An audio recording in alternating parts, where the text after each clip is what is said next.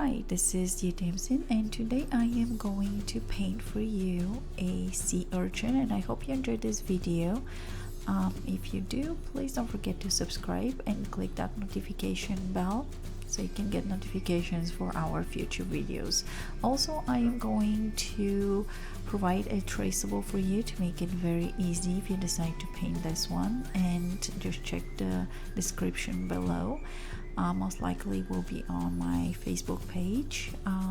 Right, let's continue. So I am going to do different values of each color. So the colors that I'm going to be using is from yellows going through orange, reds, blues, and also have black in it, but all those colors will be mixed in between and create different value of each color. So obviously the value is starting from a lighter version of the color going a little bit darker, so each of those colors will have their own values on the painting, creating more three-dimensional look. So the areas that I want to keep lighter will be kind of where the sun is hitting or the light is hitting, and the areas that are more in the shadow, I am going to increase the value of the color and it's going to be darker, and that will create that three-dimensional look. So the most important thing is we have this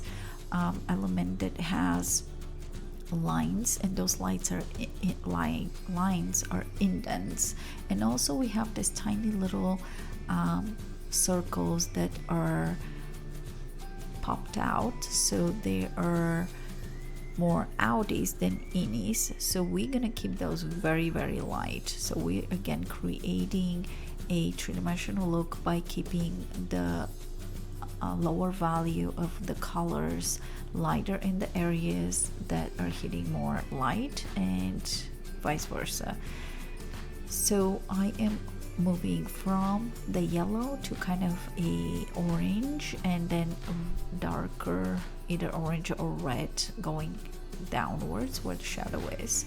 Also, I'm using wet on wet technique on most of the areas, and some small areas I'm using wet on dry. So wet on dry is when I'm coming in into my dry surface, dry paper with obviously my wet paint, and the other one is wet on wet, which is with wet. I'm making the surface of my canvas wet, and I'm coming in with obviously wet brush.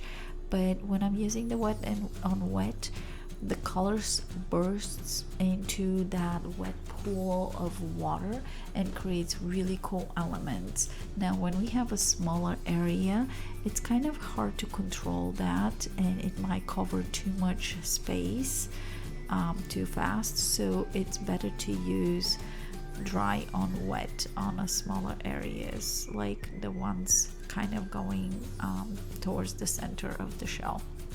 So as soon as I start adding the darker color on the bottom, we created a really three-dimensional piece. So now we have light colors and dark colors on the shadows. So this is pretty much the most important thing, is when you're painting, to figure out where is your light and where is your shadow, and keep that going, and don't forget to observe it, because otherwise your piece will look more flat and not so three-dimensional. So I am adding a little water going around each of those circles. Now some of them I might cover, but I'm really trying hard to go around each one. And there is the wet on wet, and I'm just gonna leave it right there and just observe it. In a few minutes it's gonna look completely different, and it's gonna look really cool. So it makes it very easy to paint that way.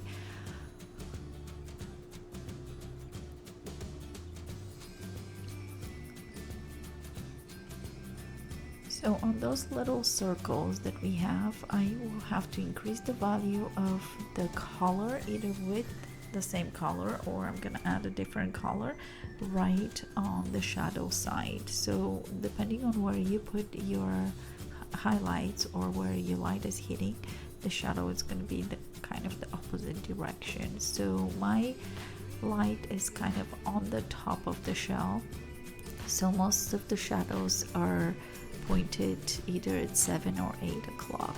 And if you have a circle, your shadow should be like the letter C.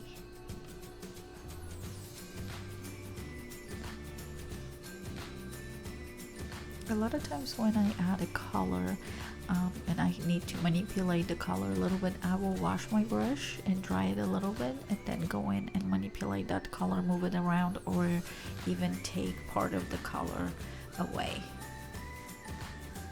So I'm mixing black with kind of reddish purplish color, bluish, and that creates a really nice dark color, but it gives it more depth to the black color.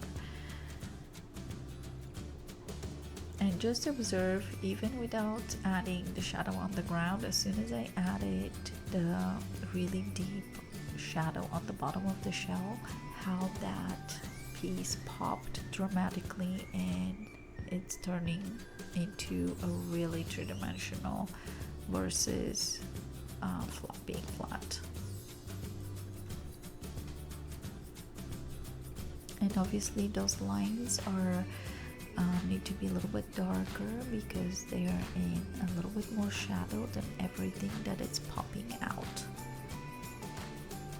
So I'm running a brush over a clean brush, not very wet, over some of the areas because those little dots are looking too starchy, too white. So I left some of them to be white, but most of them I took away because everything that we paint is kind of like trying to create the right illusion, and if we have few of them white, our brain it's going to make a lot of the information.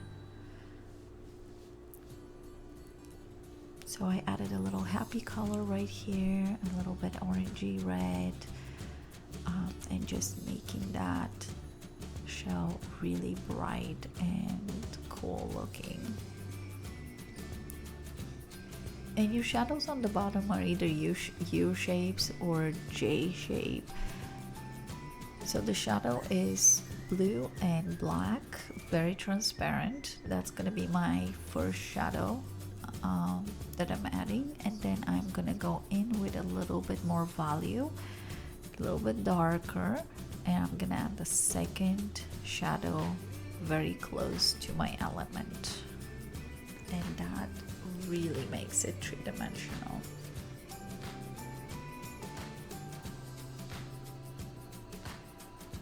And if you see how the colors are just bursting into the water and creating really cool elements.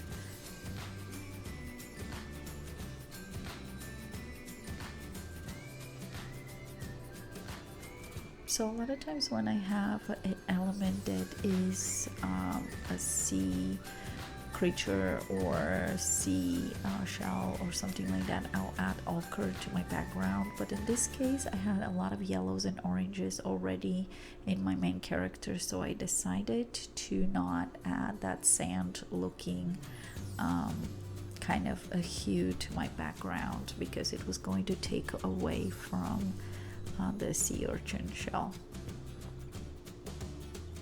I'm using a brush to kind of prop my hand up because some of the parts are still wet, so I didn't want to smear. So that's kind of a fun thing if you are working on an area that you know you're going to touch with your hand. But I feel like this is pretty much it for this one, and I hope you enjoyed this video. If you did, please don't forget to subscribe and click that notification bell to get notifications for our future videos. And happy painting. Let me know how yours turns out. I would love to hear from you. And that's it. Thank you.